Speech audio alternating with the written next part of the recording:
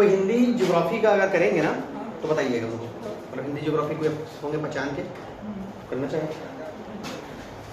चलिए सिलेबस देखिए वापस है, सिलेबस आपके पास हिंदी का नहीं रखिए। तो पहला टॉपिक हम लोग हिंदी का पढ़ेंगे वर्णमाला। हम लोग शुरू करेंगे वर्णमाला से। एक चीज आप दिमाग में रखिएगा, क्या करना है आपको ऑब्जेक्टिव भेज देना चाहिए। दोनों मॉड्यूल आया था टॉपिक के बारे में, ऑब्जेक्टिव भेजिएगा जो टॉपिक पढ़ाऊंगा भाई, इससे आपको मैं वर्णमाला पढ़ाया। इसके बाद क्या होगा ना, टॉपिक खत्म होने के बाद जितने भी क्वेश्चन पूछे गए हैं पिछले 10 सालों में व्यापक में, इंक्लूडेड आपका टीचर भी, तो देखना कि टॉपिक से कौन कौन क्वेश्चन आपको बना नहीं बना, मतलब एक भी कुछ छूटेगा नहीं आपका, इतना है। क्योंकि जब तक आप सॉल्व नहीं करोगे ना, आप वहां पे श्योर नहीं होगे। चीज समझ लीजिए, पढ़ने से नहीं होगा। आप थ्योरी पढ़ के जाओगे, क्योंकि वहां पे क्वेश्चन घुमाएगा तो ऑब्जेक्टिव लगाओगे, समझ में आएगा क्वेश्चन घूमता है ऐसा, तो ऐसे पढ़ेंगे। तो ऑब्जेक्टिव लगाना बहुत जरूरी है, बता रहा हूं।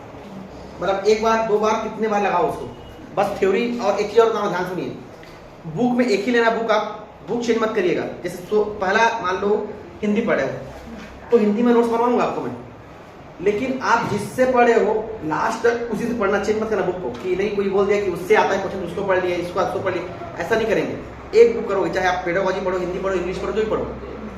अगर आप बुक चेंज करोगे कि वो भी पढ़ लो, ये पढ़ लो, कि नहीं, सच में बता रहा हूँ। और ये गलती करते होंगे पहले आप, कि 10 बुक पढ़ते होंगे।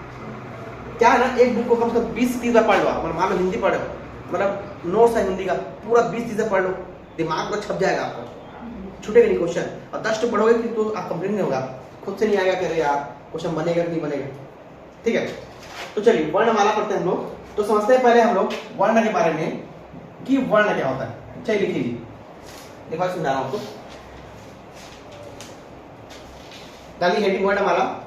तो वर्णमाला में पढ़ डालिए आप वर्ण के बारे में कि वर्ण क्या होता है।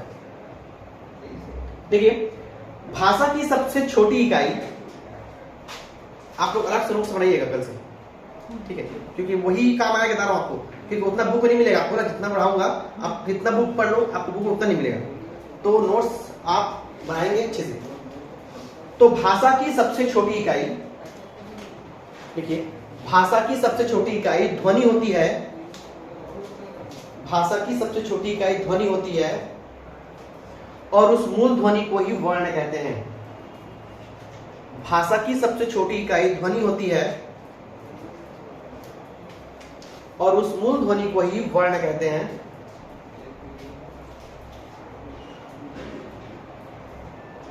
आप लोग ना एक थोड़ा बैठते नहीं, मतलब दफ्ती ले लेना चाहिए, ठीक है, 20-25 रुपये आ जाएगा, क्योंकि यहाँ पे थोड़ा सा दबाने का है नहीं, लिखने का दबा के तो आपको प्रॉब्लम होगा आगे।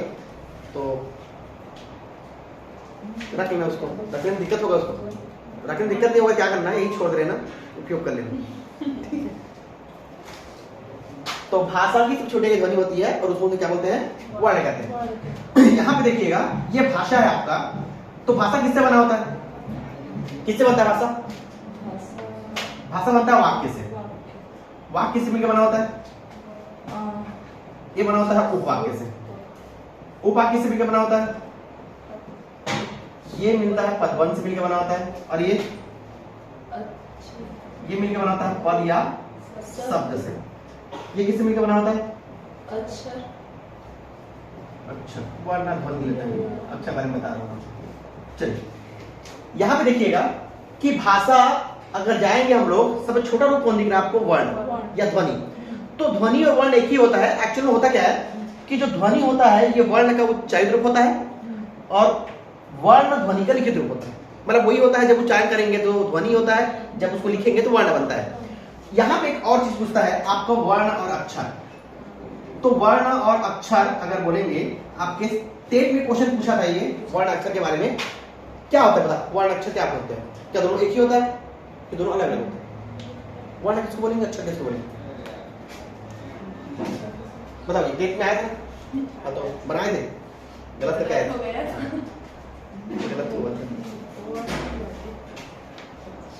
देखिए ध्यान समझना, अगर बोलूं मैं राम, अब आपको सिंपल क्वेश्चन पूछ दिया कि यहाँ पे राम दिख रहा है, कि राम में कितने वर्ण हैं और कितने अक्षर हैं, तब क्या बोलोगे?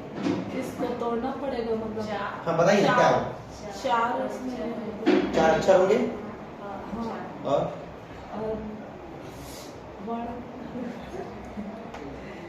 जैसे राम का फिर आत्मा। चलो तोड़ देता हूँ, तोड़े हो ना, मैं तोड़ देता हूँ। रा, ये हो गया म धन आ, ये राम हो गया। इससे मिलकर बना राम, मात्रा ही लगा है।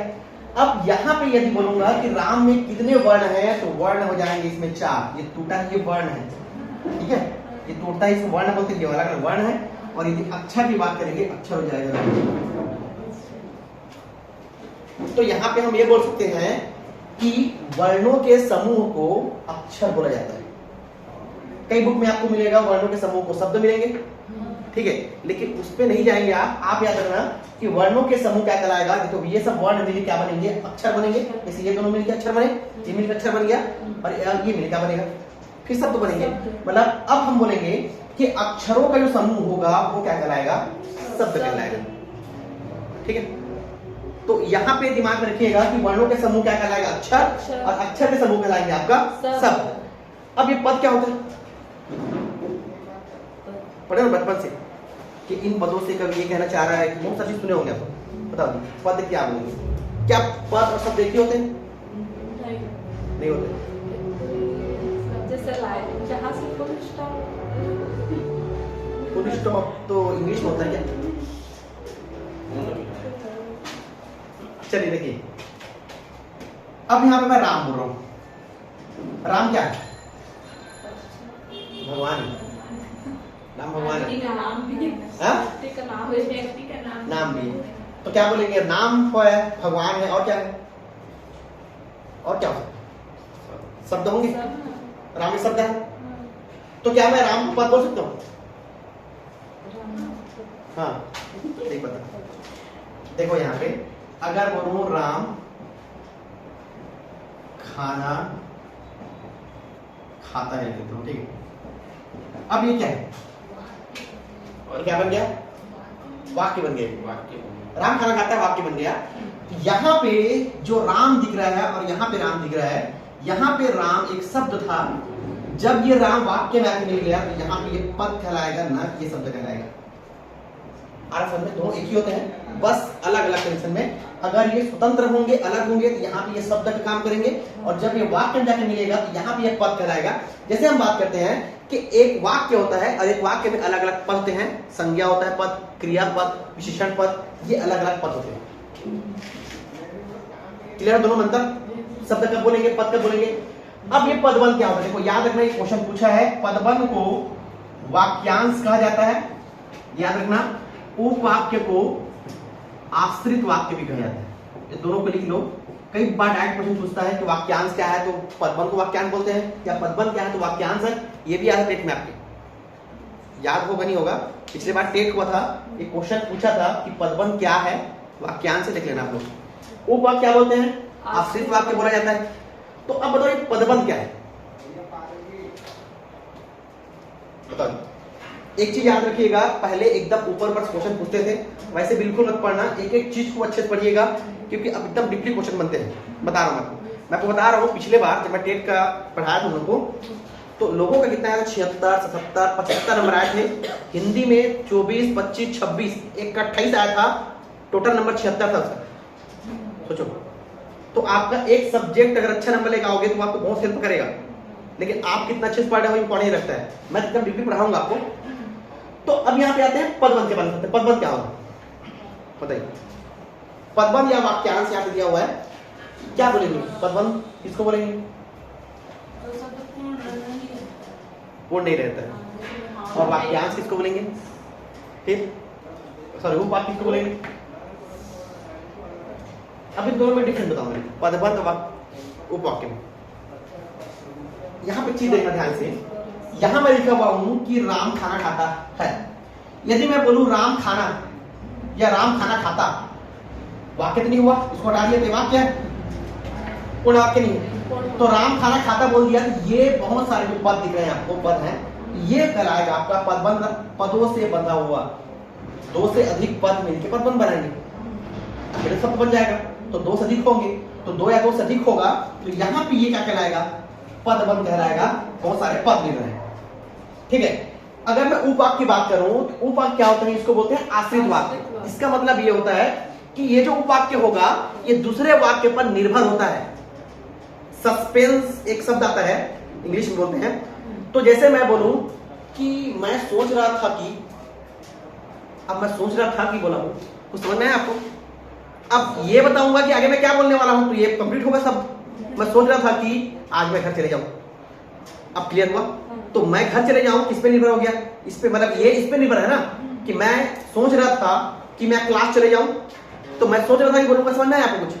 अब ये बन गया उपवाक्य, क्योंकि ये क्या है, आश्रित हो गया किस पे, अगले वाक्य पे, कि मैं क्लास चले जाऊं कि मैं घर चले जाऊं, तो इसलिए इसको बोलते हैं उपवाक्य। इन दोनों में अंतर ये है कि ये आश्रित नहीं होता, ये पदों से क्या 2-3 पद मिलके हो जाएंगे, और ये क्या होगा, एक वाक्य ऐसा होगा जो दूसरे वाक्य पे निर्भर होगा। ठीक है, जैसे मैंने देखा कि चोर चोरी कर रहा है, तो मैंने देखा कि क्या देखा, कि चोर चोरी कर रहा है, तो यहाँ पे ये जो मैंने देखा कि किस पे निर्भर हो गया, अगले जो वाक्य है, चोर चोरी किया, तो इसको बोलते हैं उपवाक्य। यदि हम आएंगे वाक्य के बारे में, तो वाक्य पता है आपको क्या होता है, एक पूर्ण वाक्य, राम खाना खाता है, मैं बाजार जाता हूं, ठीक है, तो ये सब क्या बन जाएगा, वाक्य बन जाएगा। अब आते हैं भाषा के बारे में। भाषा क्या होता है, किसको बोलोगे भाषा? हाँ, ठीक, बोली किसको बोलेंगे? अपने क्षेत्रीय भाषा होती है। और वो भाषा क्या होगा? देखिए, परिभाषा सबका सेम ही है। अगर मैं बोली बोलूं, उपभाषा बोलूं, ठीक है, अब भाषा बोलूं, बात एक ही होता है कि अगर कोई व्यक्ति अपने विचारों भावों को दूसरे तक पहुंचाने का जो माध्यम होता है वो कहलाएगा आपका भाषा। परिभाषा भी सेम होगा, बोली का भी, उपभाषा का भी, क्योंकि वही काम होता है उसमें भी। भाई अगर मान लो हम लोग उर्दू में बात करते हैं, तो मैं अपने विचार को पहुंचा रहा हूं आपके पास, चाहे मैं इंग्लिश में बात करूं, किसी में बात करूं, लेकिन बात यह है कि इनका जो क्षेत्र होता है वो छोटा होता जाता है। जैसे भाषा का क्षेत्र बहुत व्यापक होता है, यदि मैं उपभाषक बोलूंगा तो कम हो जाएगा, बोली बोलेंगे तो उसे बोली बोलते हैं। जैसे सिंपल सी बात है कि अभी आप हिंदी बात कर रहे हैं, घर में छत्तीसगढ़ी में बात करते हैं, ठीक है, छत्तीसगढ़ी क्या हो गया, क्षेत्र कम हो गया है, लेकिन बात काम तो ही कर रहे हैं ना, अपने भावों विचारों को पहुंचाना काम बताता, ठीक है। तो ये अंतर याद रखना है। इसके बारे में पूछ दिया, मान लो कि ये काम एक ही करेगा, लेकिन बस क्षेत्र ऐसा क्या हो जाएगा, सिमटते जाएगा। इतना क्लियर हुआ आपका? ठीक है, आप इसको लीजिए ना कि ध्वनि वर्ण का उच्चारित रूप होता है, ध्वनि वर्ण का उच्चारित रूप होता है, ध्वनि वर्ण का उच्चारित रूप होता है और वर्ण ध्वनि का लिखित रूप होता है। वर्ण ध्वनि का लिखित रूप होता है, ध्वनि वर्ण का उच्चारित रूप होता है तथा वर्ण ध्वनि का लिखित रूप होता है। इतना से क्लियर हुआ? कुछ भी डाउट होगा दिमाग में, कुछ भी आपको क्वेश्चन आया, एकदम डरना नहीं है। एक चीज बता रहा हूं, ध्यान दीजिएगा। पहली बात कि जब आप क्लास करते हो ना, जब क्लास करते हैं आप लोग, तो ये दिमाग में जरूर रखा करो कि हमको नहीं आता पूछेंगे, सिंपल बात। कुछ भी डाउट हो, कई लोग क्या करते हैं, सोचते हैं कि अरे यार कैसे पूछें, कुछ हो जाए गलती कर दिया तो अरे सीखने ही आए हो भाई, डरोगे सीख नहीं पाओगे। तो एकदम बिंदास रहिए, जो मन में आएगा जो होगा वो पूछिए। और एक चीज और बता रहा हूँ, सबसे इम्पोर्टेंट बता रहा हूँ आपको मैं, आज समझना ध्यान से बात को मेरी, कि आप लोग आए हो बाहर से पढ़ने, सपोज दोनों आए, ठीक है, आप दोनों साथ में एक ही गाँव से हो, अलग अलग, सपोज कोई गाँव से आए हो या साथ में हो, एक का सिलेक्शन हुआ एक का नहीं हुआ, कैसा महसूस होगा? तो ये पहला सोचिए आप कि इस कंडीशन में आप उस समय क्या करोगे। तो वो चीज ना आए, वो काम अभी से करिए, क्योंकि अभी आपको समझ में नहीं आएगा। जी देखो क्या होता है, बता रहा हूं मैं, गांव में क्या होता है ना, जैसे सिंपल सी बात है, जैसे आपको बोलो, मान लो और भी आए होंगे पढ़ने के लिए वहां पे, और बहुत सारे कोचिंग गए होंगे पढ़ने के लिए। अब सपोज कि उसमें 2 लोग सिलेक्शन हो गया, एक आपका नहीं हुआ। अब आपको बोलेंगे, जाओगे तो स्वागत करेंगे अच्छे से, बोलेंगे अरे कैसे यार, तो नहीं हुआ, ऐसे ऐसे बोल के नहीं हुआ, पढ़ा था नहीं हुआ मेरा, ऐसा ऐसा। लेकिन लोग कैटेगरी को करते हैं। देखो कैटेगरी मैं मानता हूँ कि कैटेगरी में क्या होता है ना, आप जब एग्जाम दोगे ना तो पहले पता होता है कि आप जनरल से हो, बीसी से हो, एसटी से, एससी से हो, भाई उसी हिसाब से पढ़ोगे ना। मतलब कई लोग ब्लेम ऐसे करते हैं, मान लो सिंपल बात है कि मैं जनरल से हूँ, कोई एसटी है, अब उनका सिर्फ मेरा नहीं हुआ, मैं थोड़ा बोलूंगा यार उससे मेरा ज्यादा नंबर था, उसका हो गया, मेरा हुआ नहीं। तो भाई जब मैं फॉर्म डाला था तो मुझे पता था ना कि मैं जनरल से हूँ तो मुझे अधिक नंबर लाना पड़ेगा, मैं ओबीसी से हूँ तो मेरे को इतना नंबर लाना पड़ेगा तब मैं दूंगा, तो मैं बाद ब्लेम करने क्या मतलब। और ये सपोज ये समझ लो कि आपके पिताजी को बोलेंगे कि अरे यार उसका बेटा तो हो गया, मतलब समझ छड़ी नहीं बोल रहा हूँ कि तो बेटा काम नहीं हुए तो बेटा कैसे हो गए, अब क्या बोलेंगे पिताजी आपको। उस समय आपके पिताजी कुछ नहीं बोल पाएंगे जी। तो मैं ये बोल रहा हूँ कि किसी के लिए नहीं तो अपने घर वालों के लिए सोचो।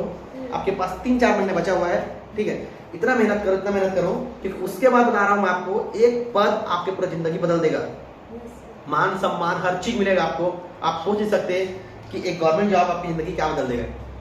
आप देखे भी होगे आसपास छोटे जॉब मिलते हैं, यहाँ लोग चपरासी भी होते हैं, उनको भी कितना गवर्नमेंट जॉब में है ऐसा बोलो। तो लेकिन ये है कि आपका मेहनत डिपेंड करेगा कि आप कितना मेहनत करते हो। और सबसे इम्पोर्टेंट चीज बता रहा हूँ आपको मैं कि लड़की लोग के बारे में बता रहा हूँ कि जब लड़कियां जब पढ़ने आती है गांव से शहर में कहीं भी कुछ भी, तो एक्चुअल में उनके साथ पूरा परिवार आता है, उनके पूरा मोहल्ला आता है, पूरा गांव आता है पढ़ने के लिए। कैसे आते हैं बता रहा हूँ। सपोज आप पढ़ने आए, 2 साल पढ़े, जो भी पढ़े, अब आपको सिलेक्शन नहीं हुआ सपोज, ठीक है, अब आप जाओगे वापस तो अन्य और लड़कियां होंगी वहां पे जो काबिल है, अच्छा पढ़ने वाली होंगी, जो चाहते हैं कि हम भी पढ़े, हम भी कुछ बनना चाहते हैं, तो आप उनका मोटिवेशन नहीं बन पाओगे। उनके घर वाले बोलेंगे अरे इनकी बेटी गई थी, नहीं हो पाया, नहीं भेजेंगे हम बेटी को। सपोज आपको जॉब लग गया, ठीक है, आपको जॉब लग गया, जब आप जाओगे तो 10 लोग को और मोटिवेट करोगे आप, वो लोग और भेजेंगे कि हाँ इनकी बेटी बन के आई है वहां से, तो हम भी भेजेंगे। तो ये चीज होता है, याद रखना, लड़कियों के खासकर, लड़कों को खैर नहीं रहता इतना, लेकिन लड़कियों में ये चीज बहुत देखा मिलता है। तो आप दूसरे के लिए बनिए और खुद पहले तो खुद के लिए करिए, तभी दूसरे के लिए बन पाएंगे, ठीक है जी। तो मेहनत करिए। देखो बता रहा हूं मैं आपको, किसी और को खुश करने से अच्छा है अपने आप को खुश करिए। सबसे इंपॉर्टेंट चीज है कि अपने आप को खुश करना। क्या कभी आप अपने पढ़ाई से खुश हुए? आपको लगता है कि मैं पढ़ाई संतुष्ट हूं अपने? जिस दिन अपने आप को संतुष्ट कर लिया ना, मैं 101% लिख के दे रहा हूं, आपका सिलेक्शन होगा। क्योंकि इंसान सबको बेवकूफ बना सकता है, अपने आप को नहीं बना सकता। अपने आप को संतुष्ट करो, तो बाकियों को नहीं करना है। किसको क्या मतलब, किस कौन क्या सकता है मेरे बारे में, मेरे को अपने आप से मतलब है, मेरे को अपने आप संतुष्ट करना है। इतना पढ़ो, खुद में लगेगा कि हाँ मैं जॉब करी हूँ, मैं इतना संतुष्ट पढ़ाई से इतना पढ़ता हूँ, ठीक है जी। किसी और को संतुष्ट मत करो, क्योंकि लोग कितना भी अच्छा कर लो, लोग आपके बारे में बोलेंगे, ठीक है, पढ़ती है नहीं पढ़ती है। आपका सिलेक्शन बताएगा कि देखो सिंपल बात है, अगर मैं एक दिन पढ़ के भी पोस्ट पा जाऊंगा, तब मैं बहुत पढ़ता था, मैं रोज पढ़ते रहूंगा, डेली 10 घंटे 20 घंटे पढ़ता रहूंगा, नहीं होगा सिलेक्शन, तो बोलेंगे क्या पढ़ता होगा ये। तो अपने आप को संतुष्ट करो। अगर नहीं मिलेगा जॉब ना, तो अपने आप कम से कम ये रहोगे ना कि हाँ मैं मेहनत किया था, संतुष्ट था पढ़ाई से, नहीं हो पाया तो नहीं हो पाया, लेकिन मेहनत करना है, ठीक है। हाँ बोले हैं थोड़ा अधूरा वर्ड रहेगा ना। हाँ पदबंध, हाँ जैसे मैं बोलूँ आपको, खाना खाता है खाता, बस जैसे बोलोगे आप कि मैं बोल रही, कुछ नहीं, मैं बोल रही थी सर, मैं बोलोगे सर मैं एक बात, मतलब एक डाउट बोल दिया, एक डाउट था बोलूंगा तो मुझे पूरा वाक्य बन गया। तो ये इतना अधूरा बन जाएगा वो आश्रित, मतलब जो वो वाक्य क्या होगा जो दूसरे पर निर्भर होगा, ये दूसरे पर निर्भर नहीं है, ये अधूरा पद बन है, ठीक है। चलिए अगर आते हैं हम लोग, लिखिएगा, उसमें लिखना कि वर्णों को व्यवस्थित करने पर, लिखिए आगे, वर्णों को व्यवस्थित करने पर वर्णमाला बनता है। वर्णों को व्यवस्थित करने पर वर्णमाला बनता है। वर्णों को व्यवस्थित करने पर वर्णमाला बनता है। और वर्णमाला कितने होते हैं हिंदी में? 52। तो वर्णमाला की संख्या हो जाती है 52। अब ये 52 दो भागे बटेगा, एक होता है स्वर, एक होता है व्यंजन, ठीक है। और इसी के अंदर कौन आएगा आपका अयोग वाह आएगा, आगे पढ़ेंगे इसके बारे में, अयोग वाह स्वर भी अंदर आता है, ठीक है। तो ये 52 दो भागे बटा होगा, एक स्वर में एक व्यंजन में, ठीक है। अब बताओ स्वरों की संख्या कितनी होती है हिंदी में? 13। आप क्या लोगे में? तरीका से आप इसके आंसर 11 लोगे। स्वरों की संख्या होती है 11, व्यंजन की संख्या होती है 33। लेकिन यदि आपसे बोला जाए लेखन के आधार पर, तो लेखन के आधार पर संख्या हो जाएगा 13, और इसका हो जाएगा 39। तो लेखन के आधार पर स्वरों की संख्या होती है 11 और व्यंजन की संख्या होती है 39। ठीक, इन दोनों को याद रखिएगा।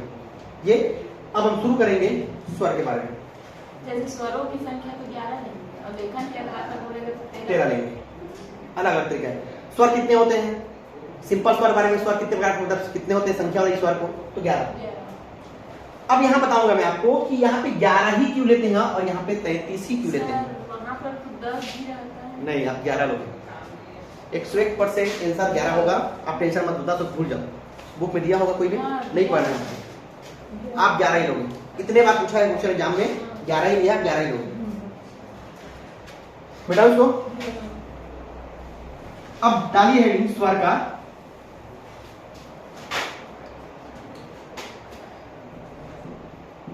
स्वर होते हैं 11। कौन कौन करता है? बोलिए क्या क्या होते हैं स्वर? आ, छोटा ई, बड़ा ई, छोटा बड़ा बी सी ए आई ओ ओ। दो बच गया आपका अम और आहा।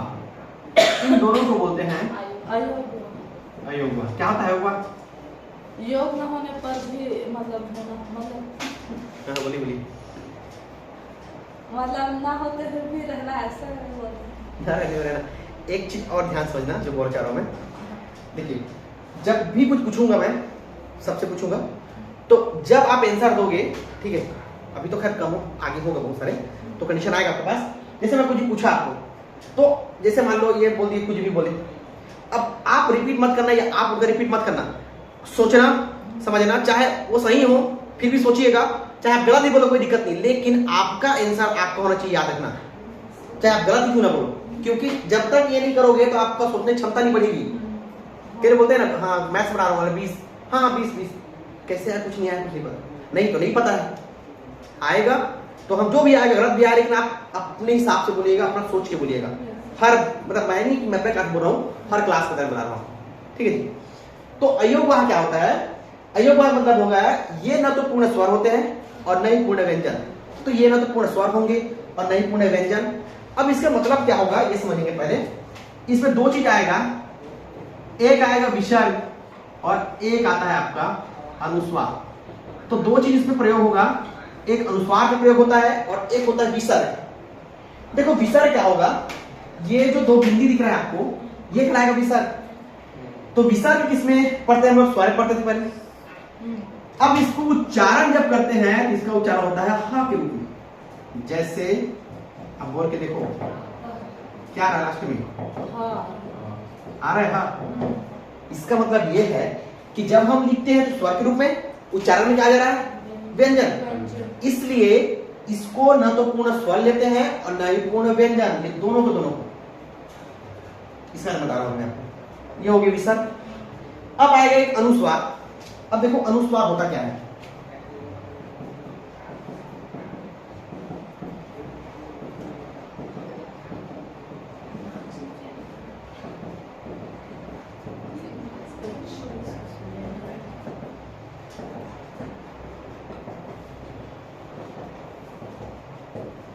ठीक, अनुस्वार बता रहा हूं आपको मैं कि ये क्यों स्वर में नहीं काम करते इसको।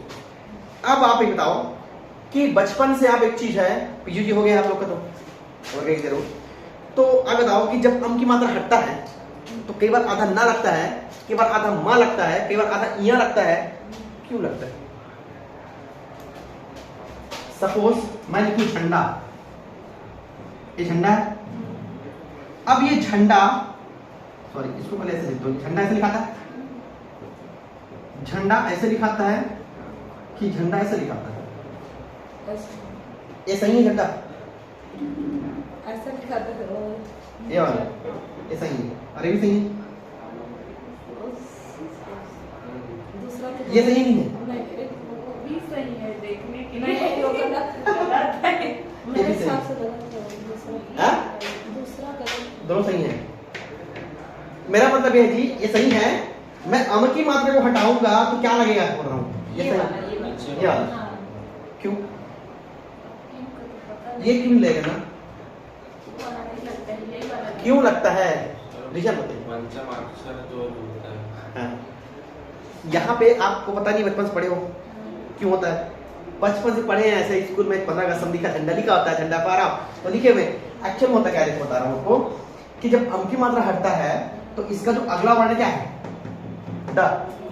इसी के पंचमाक्षर प्रयोग होता है। देखो ड का ड़ा। और तुझे बोलो, जैसे मैं बोलूं अंत, अंत के क्या होगा? अंत ऐसे लिखाएगा, सही है? ये त दिख रहा है, त है, त का हो गया ना। अपने से बोलिए कि मैं बोलूंगा बोल सर अपने से बताते जा रहे हो, आप लोग एग्जाम्पल दीजिए, उसको बताइए प्रूफ। बोलो जी आगे। पंचम, तो पंचम से लिखाएगा और पंचम लिखाता है ऐसा, लिखाता है यहाँ होता है च। च का क्या हुआ? यहाँ आप बता सकते हो? हाँ? शुरू का आखिरी में ऐसा है। जिसमें लगा होता है उसका अगले वर्ण का पंचमाक्षर, अगले वर्ण जो भी आएगा पंचमाक्षर लगता है। हुआ 17 साल बाद ज्ञान की प्राप्ति। अब बोलिए, और बोलिए क्या और चेक करते हैं। गंगा, गंगा क्या होगा? ये सर गंगा नहीं देखे होंगे यहाँ तक। एक इसमें काम आएगा आपका कि शुद्ध रूप पूछेगा ना कई बार, तो यही यूज करना है इसको। कई बार समझ में नहीं आता क्या यूज करें, तो यहाँ पे ग दिख रहा है तो ग का अंगा, तो ग का गा अंगा गंगा, इसलिए अंगा होता है गंगा में। और बताइए और कुछ एक आध शब्द याद रहे। चंचल, तो गगन में कहाँ रहे? गंगा में जाएगा, तो चंचल यहाँ आ गया चा में, ठीक है। अब यहाँ से क्वेश्चन ये पूछेगा आपको, जैसे पूछ दिया कि झंडे में कौन सा अनुस्वार है? कौन सा है? अड़ा, अड़ा है। गंगा में कौन सा अनुस्वार है? अंगा। अगर बोलो पंचम में कौन सा अनुस्वार है तो या। तो एक चीज क्लियर हो गया, अनुस्वार पूछेगा देने आना। और इसी कारण होता है जब हम ये जो लिखते हैं ना, ये होता है एक शुद्धि भी चल जाएगा पता जब आप करोगे, ठीक है। ये दोनों क्लियर हो गए, विसर्ग अनुस्वार। बढ़ो आगे, इसको लिखना है। कुछ भी डाउट होगा एकदम पूछिएगा।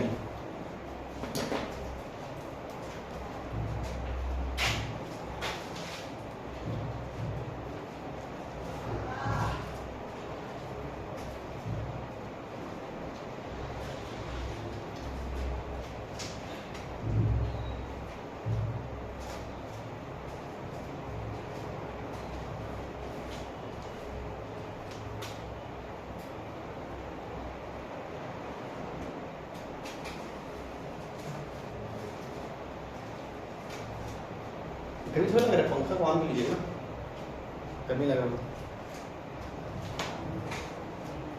अभी एकदम तो 4-5 महीना भूख प्यास सब त्याग दीजिए, पूरा पढ़ाई फोकस करिए, ठीक है। घर वालों को बोल दो कि 6 महीने के लिए भूल जाएगी आपकी कोई बेटी, पैसा मत भेज देना, एक दिन फोन करूँगा, ठीक है। बोलना कि एक दिन बस पैसा भेजोगे उस दिन फोन करना सीधा, लेकिन आपकी फर्ज बनता है कि उसको सही साबित करो।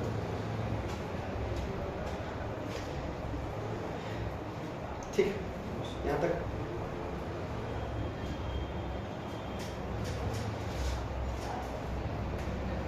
मैं सोचा था आपको कि मैं विदेशा शब्द पढ़ाऊंगा, लेकिन आप लोग पढ़े नहीं, उल्टी पढ़ा दें पूरा। आप लोग हिंदी का एकदम टेंशन मत लीजिएगा, हिंदी इतना स्ट्रॉन्ग कर दूंगा आपका, लेकिन सपोज ये है कि मतलब कि आप लोग घर में चीज को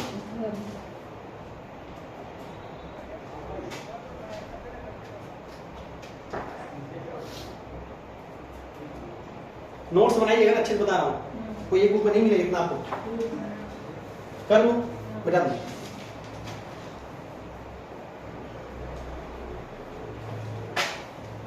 चलिए अब आते हैं स्वर के भेद पढ़ते हैं हम लोग। स्वर के भेद में आएंगे कि स्वर के भेद क्या होते हैं, ठीक। तो स्वर के पहला भेद में लिखते हैं हम लोग, पहला लिखिएगा स्वर के भेद में पहला उत्पत्ति या निर्माण के आधार पर। उत्पत्ति या निर्माण के आधार पर स्वर होते हैं दो प्रकार के। पहला होता है मूल स्वर, दूसरा होता है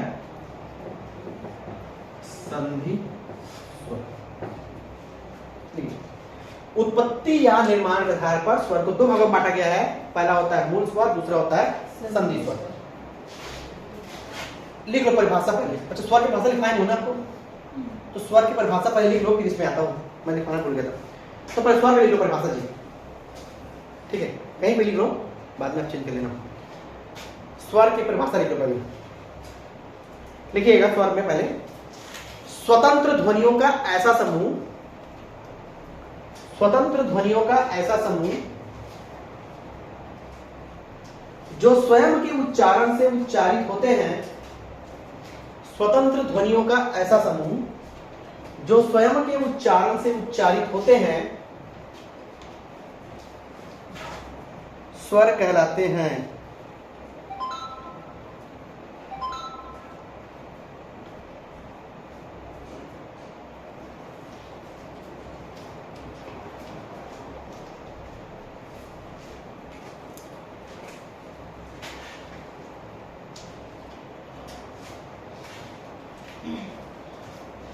स्वतंत्र ध्वनियों का ऐसा समूह जो स्वयं के उच्चारण से उच्चारित होते हैं स्वर कहलाते हैं।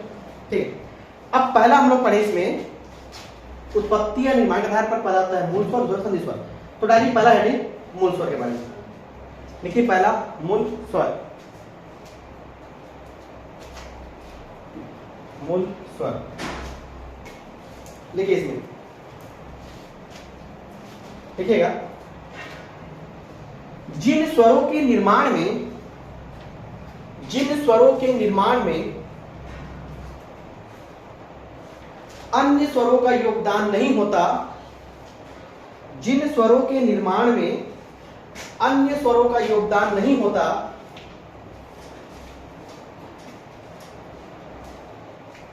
अन्य स्वरों का योगदान नहीं होता, मूल स्वर कहलाता है। जिन स्वरों के निर्माण में अन्य स्वरों का योगदान नहीं होता, मूल स्वर कहलाता है। और संधि में लिख लीजिएगा, संधि स्वर में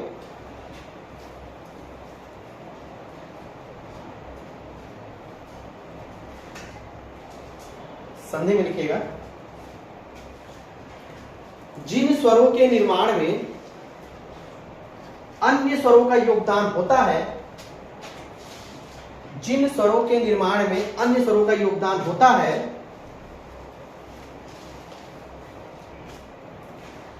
संधि स्वर कहलाता है।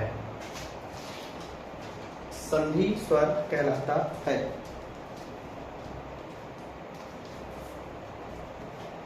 तो योगदान नहीं होता है तो मूल स्वर, योगदान होता है संधि स्वर। अब एक चीज दिमाग में बसा लो आप कि हम स्वर के भेद पढ़ रहे हैं, ठीक है। स्वर कितने हमारे पास? 11। अब उन 11 को ही अदल बदल के, मतलब 11 ही उपयोग होगा हर जगह, कहीं भी करो उपयोग 11 ही होगा उपयोग, ठीक है।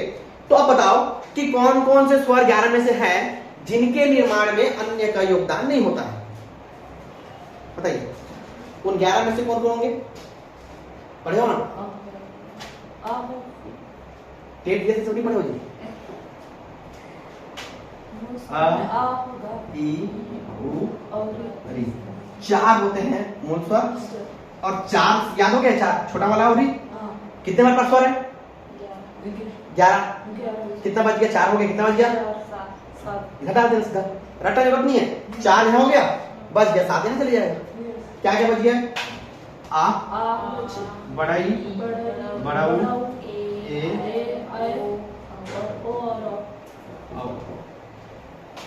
हो गया।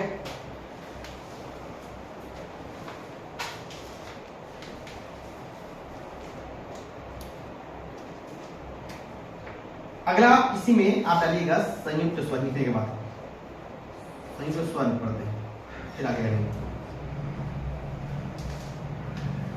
आपके पिछले बार शिक्षक भर्ती में आया था क्वेश्चन संयुक्त स्वर के बारे में।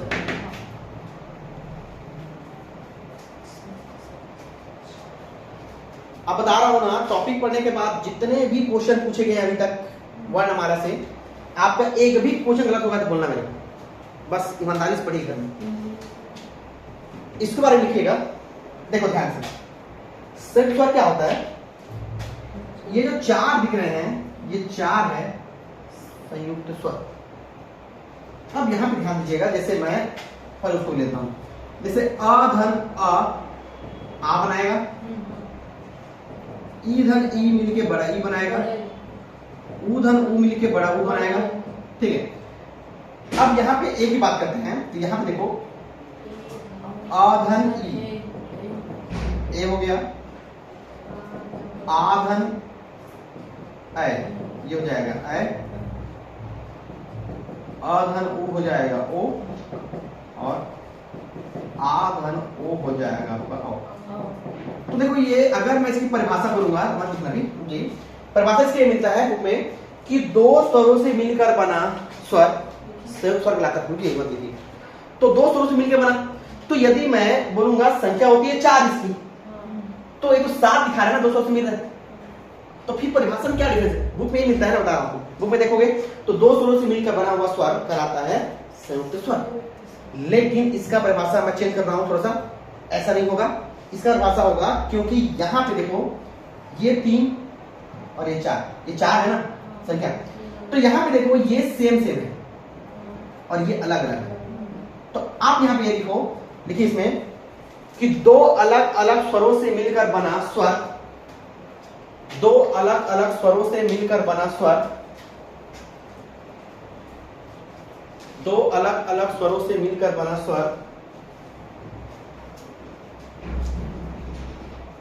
संयुक्त स्वर कहलाता है।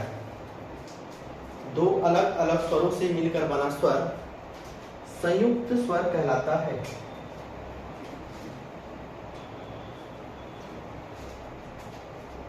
ठीक है, तो अलग अलग इसलिए किया हूं क्योंकि अगर मैं 2 बोलूंगा तो ये भी 2 में आ जाएगा, ये अलग अलग। तो संख्या होती है 4 और ये 4 को लिखना, इसे लिख लो, इससे मिलकर बना है, इससे लिख लेना, इसको और लिखिएगा, इसके नीचे लिखिए ये 4 ये संख्या संयुक्त स्वर है।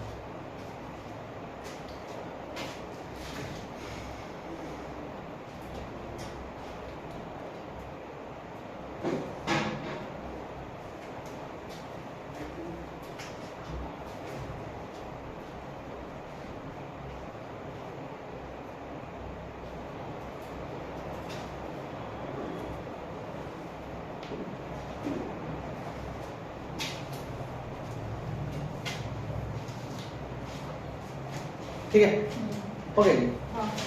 मिटा दूं?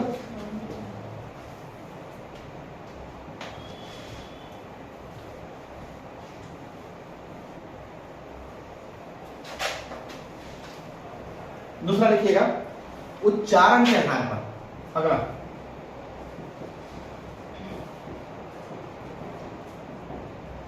उच्चारण के आधार पर स्वर को बांटा गया है 3 भाग में। पहला होता है ह्रस्व, दूसरा होता है दीर्घ स्वर और तीसरा होता है प्लुत स्वर। देखिए, उच्चारण के आधार पर स्वर को 3 भागों में बांटा गया है, ह्रस्व, दीर्घ और प्लुत।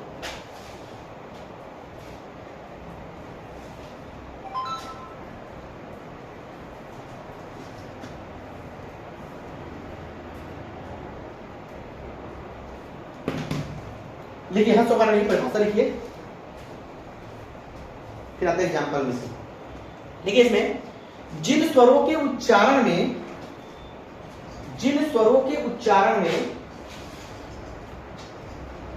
कम समय लगता है, जिन स्वरों के उच्चारण में कम समय लगता है, ह्रस्व स्वर कहलाता है। जिन स्वरों के उच्चारण में कम समय लगता है, ह्रस्व स्वर कहलाता है।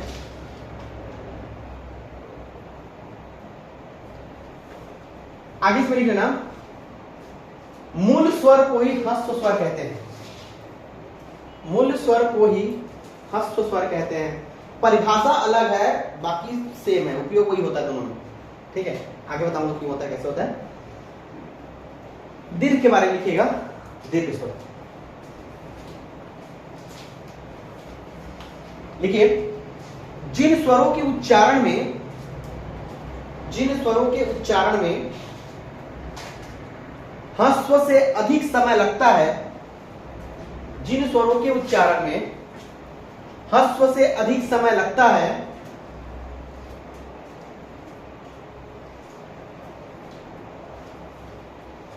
दीर्घ स्वर कहलाता है,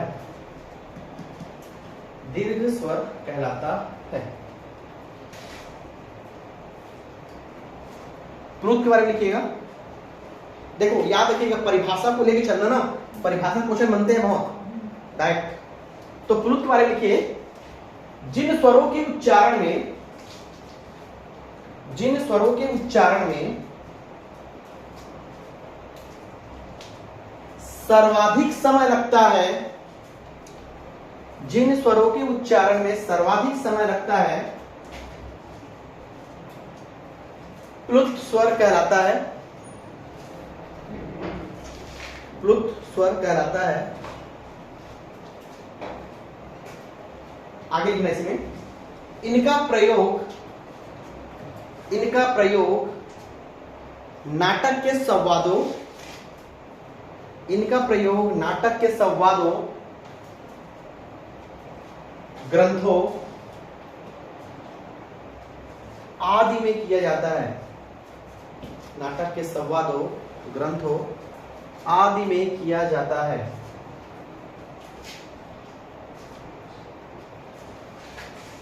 अब देखिए कौन कौन सा है, जब उच्चारण करेंगे तो समझा रहा हूं आपको, परिभाषा हो गया।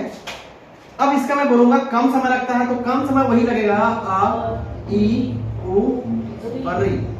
सही बोल लगेगा आ, बड़ा उ, सॉरी पहले बड़ा ई, बड़ा उ, ए, ओ और औ। अब सात चल गया, ये हो गया। अब इसमें क्या आएगा?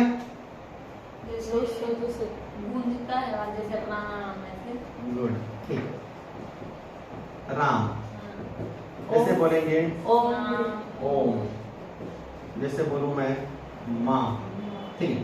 तो इस तरह से जो ऐसे सवाल शब्द आएंगे ना, आंख बंद करके मार देना प्लुत स्वर।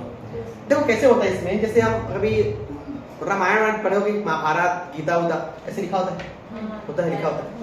जैसे एक चीज बता रहा हूँ, एक सीरियल था, देखिए होगी, ऐसे लिखा होता था,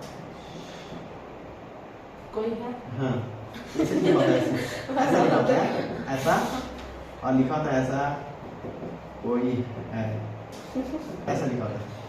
तो ये खिंचे के लिए करता है, तो ये स्वर को लगा रहा है, कोई है। गाना ना सुने हो, गाना सुनते हो ना, गाना सुनते हो तो देखना कि गाना में नीचे लिरिक्स लिखा होता है, ऐसी कुछ भी गाना चल रहा है तो लिखता है बोल, तो जैसे धुन आ गया, ला ला ला चल रहा है, तो अब वो बेस जैसे करेगा, अब धुन भी चल रहा है तो ऐसा करके ऐसे लगा दे, तो वो स्वर खींचने के लिए प्रयोग कर रहा है। तो वो क्या हो गया, उच्चारण में बहुत अधिक समय लगता है इसमें। जैसे बोलते हैं ना, जैसे गायत्री मंत्र पढ़ते हैं तो ओम लेते हैं, ओम, तो ये उच्चारण बहुत बड़ा हो जाता है। क्लियर हुआ जी? यस। चलो आगे बढ़े, मिटा दो इसको। चलिए तीसरा लिखिएगा, जीभ के आधार पर।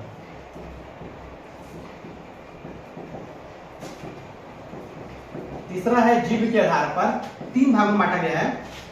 पहला है अग्र, दूसरा है मध्य और तीसरा है पश्च। तो जीभ के आधार पर स्वरों को तीन भागों में बांटा गया है, अग्र, मध्य, पश्च। कैसे बोलेंगे? ये आपका जीभ है, सपोज ये अग्र भाग है जीभ का, ये मध्य भाग है और ये पश्च भाग है, ठीक है। तो कभी आपने ये सोचा कि जब आप कोई स्वर का उच्चारण करते हो तो आपका जो जीभ है तीन हिस्से में बढ़ता है? सोचा कभी? सोचे हो? सोचे नहीं, लेकिन पढ़े हैं। चलिए, तो सपोज अब इसका परिभाषा ही हो जाएगा कि जीभ स्वर उच्चारण में जीभ के अग्र हिस्से का प्रयोग होता है, वो अग्र आ जाएगा, मध्य प्रयोग मध्य हो जाएगा, पश्च में पश्च जाएगा। तो आपके पास वही 11 स्वर है। अब उन 11 स्वरों को आपको पूछ दिया कि अग्र बताइए, तो कौन कौन हो गया अग्र बताओ? 11 है, बोल के देखो 11 में से क्या क्या कहां कहां पे आएंगे? छोटा आना मध्य में आता है, और बोलो जी। ओ लास्ट में, मतलब फर्स्ट में ओ आओ, और पता नहीं है वो है कि नहीं, नहीं पता। इसमें आएगा ई, ए, ए, इसमें आता है मध्य में केवल आ, और पश्चिम में आएगा आ, उ, ओ और औ। अब बोल के देखो तीनों के तीनों के एक उठाओ ना। ई आ बोल देखो, ई आ। अब उ को भी करो, ई आ उ। आ रहा है, बट रहा दिमाग में। परिभाषा मत लिखो, इसका बन जाएगा कि जिन स्वरों का जिन स्वर उच्चारण में जीभ के अग्रस्य का प्रयोग होगा, अग्र कहलाएगा, मध्य को मध्य कहलाएगा, पश्च होगा वो पश्च कहलाएगा।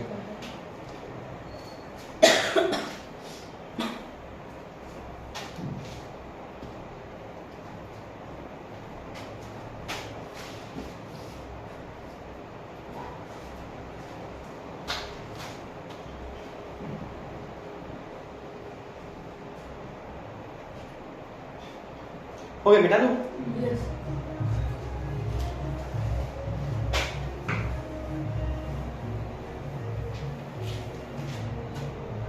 अगला लिखिएगा मुखाकृति के आधार पर।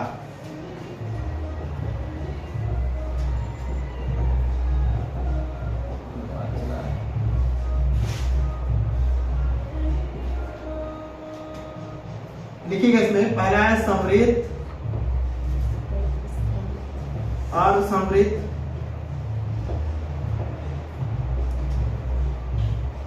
अर्धविवृद्ध, विवृद्ध।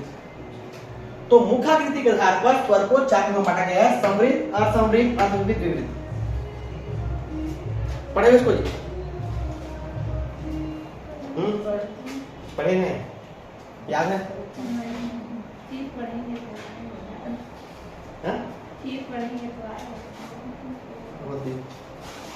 टीचर के समय कहाँ से आप लोग?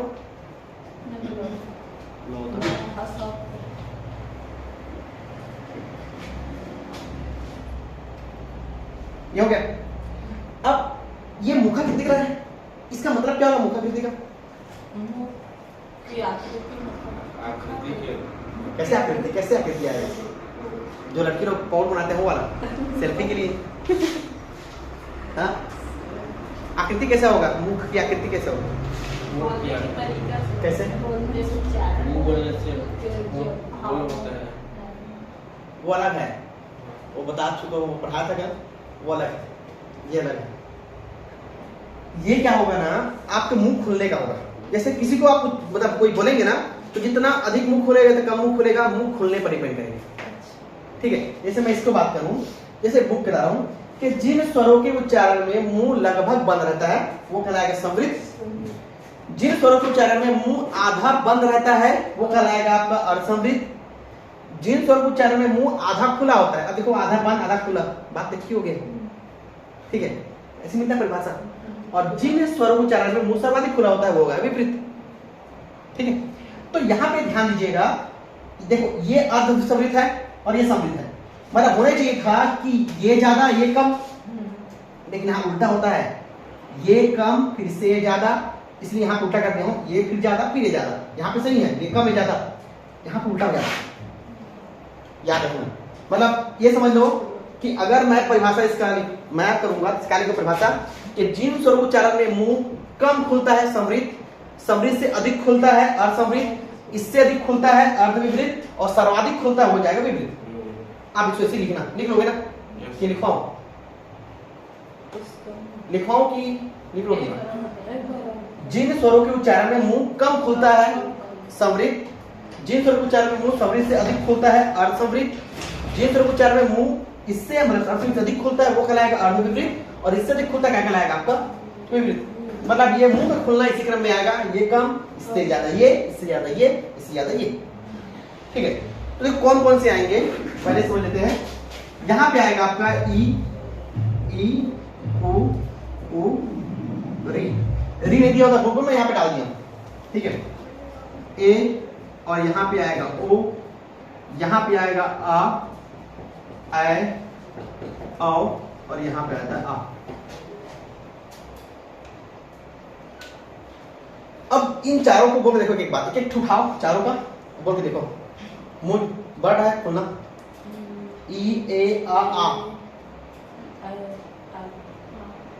हाँ में और ज्यादा हो रहा है। सर्वाधिक होता है उसमें, सर्वाधिक। तो उससे बोल के आओगे तो सी होगे। ठीक है, इसको देखना ध्यान से ना, ये सब क्वेश्चन बनते हैं जी एग्जाम्पल, एकदम याद कर लीजिए। समृद्ध, असमृद्ध, अर्वित, विदित। ठीक है, चलो ये हिंदी हिंदी पढ़ते हैं, स्वास्थ्य में खत्म हो गया। अभी पता है आपको व्यंजन ना, ठीक है, व्यंजन कल पढ़ेंगे। उसके बाद का